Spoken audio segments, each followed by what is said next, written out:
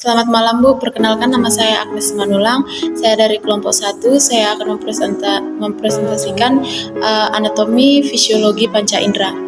Anatomi fisiologi panca indera ini memiliki 5 panca indera. Yang pertama itu adalah indera penglihat, indera pendengaran, kemudian indera penciuman, kemudian indera peraba, dan juga indera pengecap. Nah, saya akan membahas pertama apa itu indera penglihat. Indera penglihat ini adalah mata, di mana mata memiliki beberapa organ. Yang pertama itu ada alis mata, kelopak mata, bulu mata, dan juga dengan kelenjar air mata. Di mana kelopak mata ini berfungsi untuk menahan keringat yang akan masuk ke dalam mata dan juga berfungsi untuk melembabkan mata. Kemudian ada juga kelenjar keringat yang disebut dengan apparatus limionaris, di mana ini berfungsi juga untuk melembabkan mata agar tetap lembab. Kemudian ada juga fungsi dari alis mata, yaitu untuk mencegah masuknya langsung keringat ke dalam bola mata dan juga dengan mempercantik mata. Kemudian ada juga kelopak bulu mata yang berfungsi juga untuk menahan partikel yang masuk ke dalam mata. Kemudian mata dibagi menjadi beberapa bagian, ada itu pupil, ada itu kornea, ada pupil, ada iris, ada bagian selidris, kemudian ada retina, ada sklera, ada koroid, dan ada juga dengan lensa mata. Yang kedua adalah indera penciuman. Indera penciuman ini disebut dengan hidung, di mana ini berupa penyokong beberapa sel epitel. Kemudian di sini juga ada sistem olfaktori. Kemudian dibagi menjadi 3 bagian, ada vestibulum, ada struktur konka, dan juga ada sel silia. Kemudian yang ketiga adalah indera pengecap. Indera pengecap ini adalah mulut, di mana indera pengecap ini adalah bagian yang paling penting, yaitu untuk kita dapat mencerna sebuah makanan. Nah, dalam mencerna sebuah makanan, organ-organ yang terlibat di dalamnya ada lidah. Kemudian lidah ini dibagi menjadi beberapa bagian. Ada ini bagian lidah yang merasakan pahit, manis, asin, kemudian asam.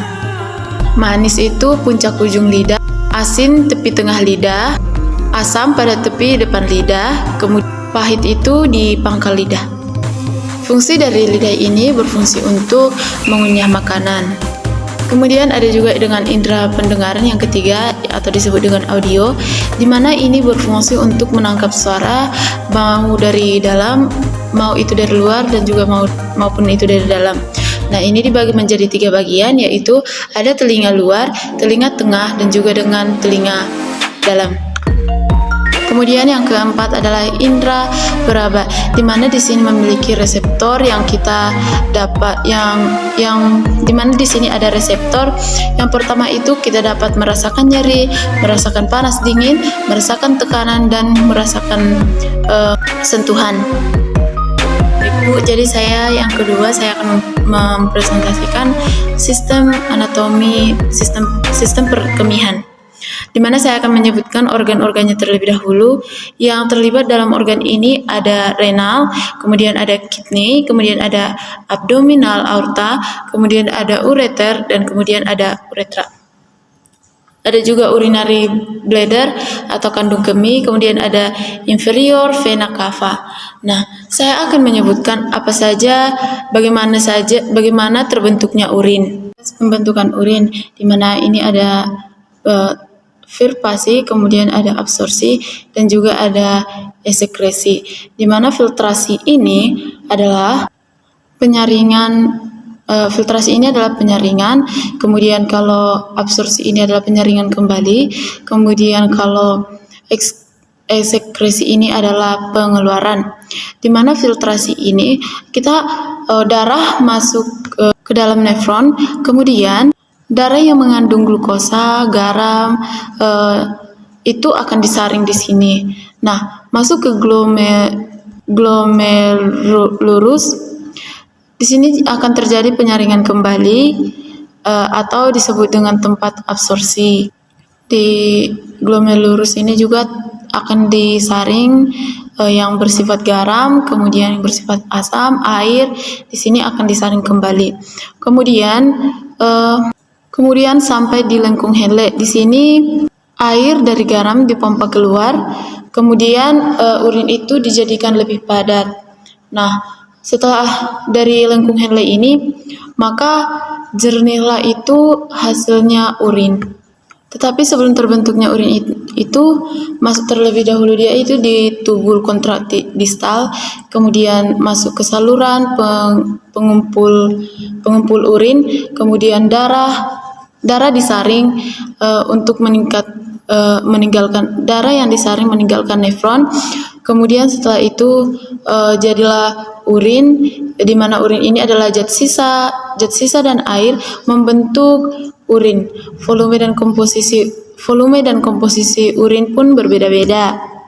Baik Bu, yang ketiga saya akan membahas sistem endokrin atau hormon. Nah, sistem hormon ini bersifat lambat, baik itu dalam jam, bulan, tahun, menit. Kemudian ini memiliki penghubung yang disebut dengan hormon.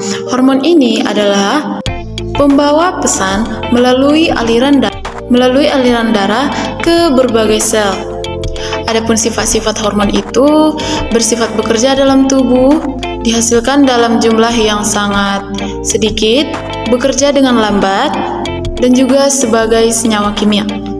Nah, bagian-bagian dari kelenjar ini ada kelenjar hipofise, yang dimana ini terletak di rongga kepala dekat dasar otak.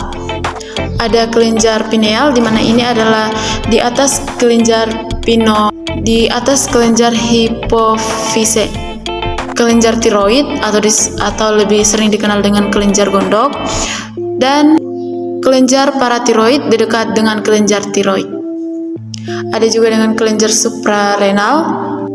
Ada juga dengan pulau Langerhans, kelenjar kelamin, dan juga kelenjar timus. Adapun hormon atau kelenjar yang dihasilkan yaitu ada namanya ACTH, ACIH, TRH, kemudian TIH. Adapun kelenjar yang dihasilkan yaitu ACTH, ACIH, TRH, kemudian TIH, PTRH atau Parathyroid Releasing Hormone, kemudian PTIH atau Parathyroid Inhibiting Hormone, ada PIH juga Prolactin Inhibiting Hormone, ada GRH Growth Releasing Hormone, ada MRH Melanocyte Releasing Hormone. Sekian presentasi saya ucapkan terima kasih. Sekian dari presentasi saya Bu, alangkah baiknya yang kurang lebih dapat dimaklumi. Sekian dan selamat malam.